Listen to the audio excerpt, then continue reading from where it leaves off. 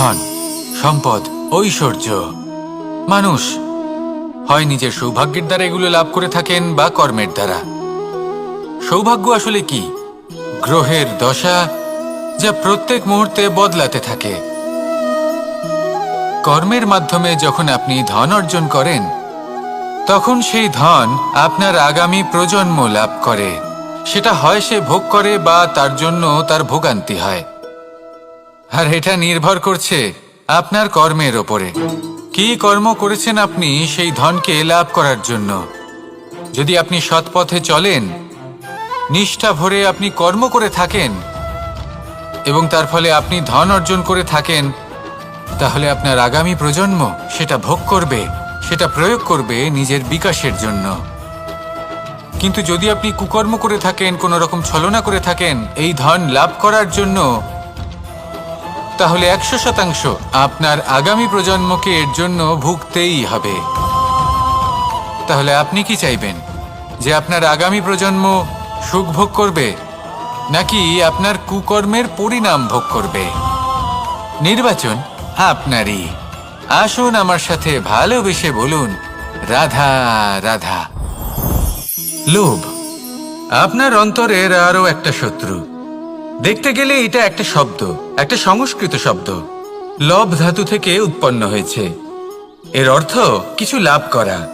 কিছু লাভ করা অনুচিত নয়, আরো কিছু লাভ করাও অনুচিত নয়, কিন্তু সব থেকে বেশি আমিই লাভ করব, আমি আরো চাই, আরো বেশি চাই, আরো বেশি পেতে চাই, এটাই হলো লোভ। আর এই লোভ যখন গ্রাস করে, তখন আপনি যা পেতে চান, সে ধনই হোক বা মানই হোক, তা অর্জন করার জন্য মানুষ যে কোনো স্তরে পৌঁছে যেতে পারে। যদি মানুষ ধন অর্জন করতে চান, তাহলে তার জন্য তারা অধর্মের পথেও চলতে পারেন। যদি সম্মান অর্জন করতে চান, তাহলে অন্য মানুষকে ছোটও করতে পারেন। শেষ পর্যন্ত আপনার এটা মনে হতে পারে যে যদি একটু অল্পই প্রাপ্ত করতাম, কিন্তু ভালোবেসে প্রাপ্ত করতাম, এই জীবন আরো অনেক বেশি সুখী হতো। লোভ আপনার জীবনে, আপনার মনে কখন যে প্রবেশ করবে সেটা আপনি জানতেও পারবেন না। তাই এটা চিনতে শিখুন আর তৎক্ষণাৎ জীবন থেকে বাইরে ফেলে দিন। যা কিছু লাভ করতে চান তা ভালোবেসে লাভ করুন, আর সেই ভালোবাসার সাথেই বলুন, রাধা রাধা। জীবনে ক্ষমা চাওয়া তাও কিছুটা সহজ, ক্ষমা করতে পারা অত্যন্ত কঠিন। ক্ষমা 2 অক্ষরের এই শব্দ হতে পারে, কিন্তু অত্যন্ত বড় এই শব্দ, অত্যন্ত গুরুত্বপূর্ণ এই শব্দ। কখনো কখনো অন্য কাউকে ক্ষমা করে দেওয়া তাও কিছুটা সহজ কাজ, কিন্তু নিজেকে ক্ষমা করতে পারা অত্যন্ত কঠিন হয়ে দাঁড়ায়। অতীতে যদি আমাদের এমন কোনো ভুল হয় যে কারণে আমরা নিজেকে ক্ষমা করতে পারি না, অনেক সময় এমন কিছু ভুল করে বসি যে বিষয় শুধু আমরাই জানি, কিন্তু আমরা নিজেকে ক্ষমাই করতে পারি না, আর আমাদের বিকাশ সেখানে স্তব্ধ হয়ে যায়।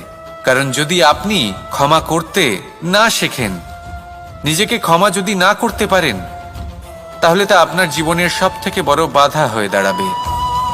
সেই জন্য জীবনে অবশ্যই শিখুন যে কিভাবে নিজেকে ক্ষমা করতে হয়, আর শিখুন যে আগের করা ভুল আবার কি করে না করা যেতে পারে। এই মন হালকা হবে আর প্রসন্ন হয়ে বলবে, রাধা রাধা। এই সংসারে যখনই কোনো সমস্যা আসে, তখন আমরা আমাদের সব থেকে বড় সম্বলের কাছে আশ্রয় খুঁজি, তা হলো আমাদের বিশ্বাস। এবার প্রশ্ন হলো এটাই যে এই বিশ্বাস কার উপর করা যেতে পারে? পরিবারের ওপর, বন্ধুর ওপর, নাকি তাদের ওপর বিশ্বাস করা উচিত যাদেরকে আমরা কখনো সঙ্গ দিয়েছি? দেখুন, এই সংসারে বিপদের সম্মুখীন হলে কে আপনাকে সাহায্য করবে সেটা নির্বাচন করা আপনার হাতে নেই। সেটা সেই সকল ব্যক্তির উপর নির্ভরশীল যে তারা আপনাকে সাহায্য করবে নাকি করবে না। অর্থাৎ যখনই কোনো বিপদ আসে, সর্বপ্রথম তার সম্মুখীন আমাদের নিজেকেই হতে হয়, আর তার জন্য প্রস্তুত থাকা প্রয়োজনীয়। সেই শক্তি, সেই সাহস অর্জন করা প্রয়োজনীয়। দেখুন, যখনই অন্ধকার আসে, তখন সবার আগে কে আপনাকে ত্যাগ করে চলে যায়? আপনার নিজেরই ছায়া। এই অন্ধকারের সম্মুখীন হতে হয় অন্তরের প্রদীপের দ্বারা, অন্তরের আত্মা দ্বারা।